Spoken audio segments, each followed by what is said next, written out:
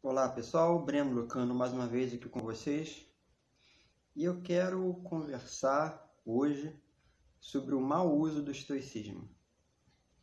Antes de nós continuarmos, eu peço para que se inscreva no nosso canal, ative as notificações, assim vocês estarão sempre contribuindo para me motivando também a continuar gravando e produzindo material para a internet.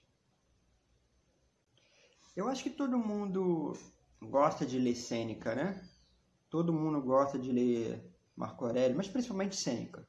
Um pouco de Epicteto também, talvez não tanto, porque Epicteto tem um material mais difícil de ser encontrado. Tem agora a tradução das diatribes do professor Aldo, mas de um modo geral ele não é tão popular. Sêneca é um estoico mais popular, porque tem as cartas, todas as cartas, um material mais amplo. E, evidentemente, todos conhecem os benefícios, tanto existenciais quanto intelectuais, oriundos do estoicismo.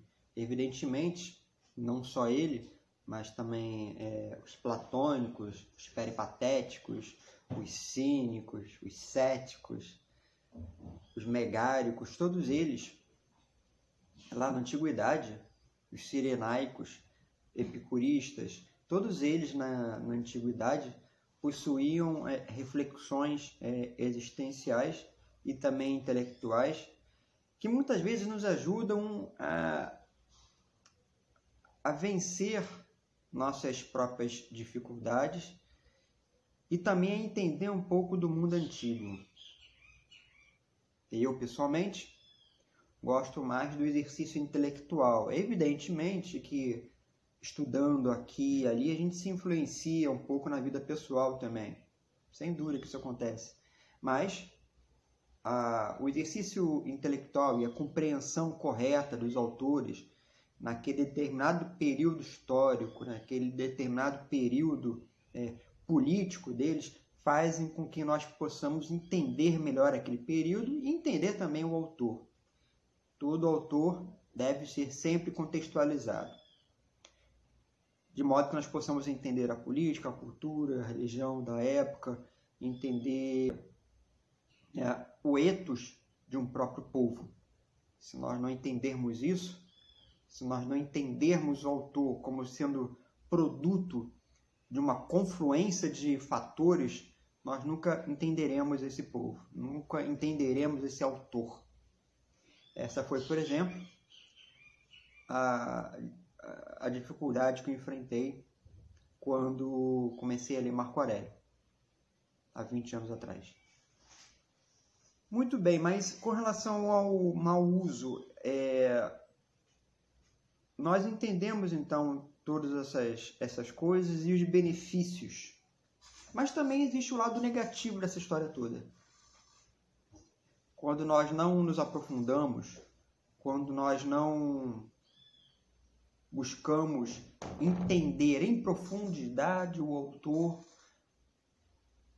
nós incorremos em erros que na verdade parecem muito mais acertos, mas não são erros. Por falta de aprofundamento mesmo. A gente começa a ler só as entrelinhas, começa a achar que estoicismo é só amor fati, memento mori, coisas soltas que não têm significado nenhum. Se você não entende o movimento intelectual em sua magnitude, enquanto inserido no momento histórico, você não entende essas coisas. Você não entende as minúcias do estoicismo. E isso acontece muito hoje. A gente reduz o estoicismo, de um modo geral, a uma aceitação ilimitada do destino. E não é isso. O estoicismo não é aceitação ilimitada. Nunca foi, na verdade. Se nós começarmos a pensar, por exemplo, em tragédias como essas que aconteceram em Petrópolis, aqui no estado do Rio, a gente pode começar a fazer uma interpretação errada do estoicismo. Aceite as vicissitudes como sendo oriundas e como sendo produtoras do próprio destino, falará Marco Aurélio. Mas será que você pode interpretar o estoicismo dessa forma? Será que você pode interpretar aquela desgraça de Petrópolis com um simples aceite o destino com aquilo que ele lhe trouxer? Será que é simplesmente isso? Ora, uma leitura mais aprofundada do estoicismo fará com que você compreenda que não é essa a leitura correta. Os estoicos, todos eles tiveram uma profunda inserção na política da polis e de Roma. De tal modo que a política e o estoicismo eles se entrelaçaram para que a própria República de Zenão, embora não tenha sido construída para ser uma cidade concreta no mundo imanente, né? Zenão nunca construiu sua república nesse parâmetro. Na verdade, nem Platão construiu a república dele nesse parâmetro para ser concretizada no mundo histórico. Mas a república ela pode ser, de algum modo, entendida como sendo a realização do logos. E esse logos, do ponto de vista histórico e do ponto de vista estoico, ele apenas é possível na medida em que você articula todas as pessoas, todos os seres, porque tudo está conectado. Então, uma desgraça que acontece lá, acontece necessariamente aqui comigo também. Porque tudo é logos, tudo é physis. A naturação do mundo faz com que eu compreenda um evento que acontece em Petrópolis não apenas como sendo algo oriundo de Petrópolis, mas como sendo responsabilidade minha também, porque todos nós estamos conectados. Sendo assim, nós não podemos entender unicamente a tragédia de Petrópolis, por exemplo, no sentido de amor fati, no sentido de aceite as vicissitudes que o mundo lhe trouxer. Até porque muitas dessas tragédias ocorrem por influência ou negligência do próprio homem. E daí também tem a questão estoica envolvida. Porque, mais uma vez, o estoico não é aquele cara que aceita tudo ilimitadamente, mas é aquele cara que age na polis. É aquele cara que, podendo agir na polis, transforma essa própria polis para o bem comum. Em Marco Aurélio nós temos essa preocupação sempre muito proeminente com relação à população, até porque ele era o Augusto da época. Mas Sêneca também, e não só ele, os gregos também tinham essa preocupação com a polis. A ocupação desordenada de Petrópolis. Há sempre a desigualdade social historicamente constituída. Essa diferença entre aqueles que tudo podem e aqueles que nada podem. A diferença de acesso aos bens e serviços. A existência de grupos desprezados pela sociedade e, por outro lado, paradoxalmente, a existência de grupos que são bem-aventurados, porque possuem dinheiro, são burgueses, embora essa palavra burguês não é mais apropriada hoje, nós não estamos mais na Idade Média,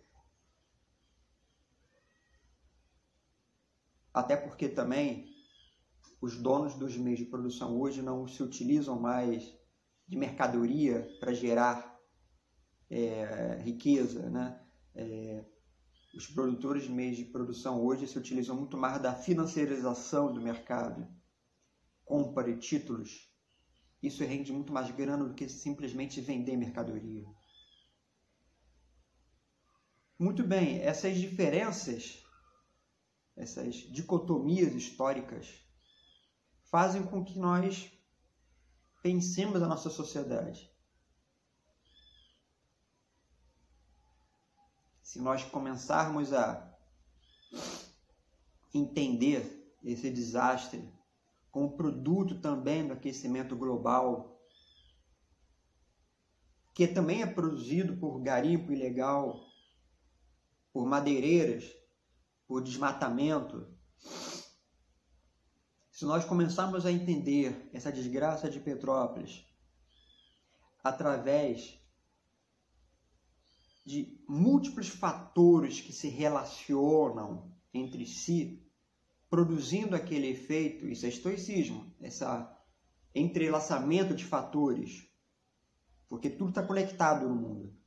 O estoicismo diz isso, tudo está conectado. Então, se nós começarmos a entender esse entrelaçamento de fatores como sendo a causa da tragédia de Petrópolis, nós começamos a entender o estoicismo de uma forma mais aprofundada.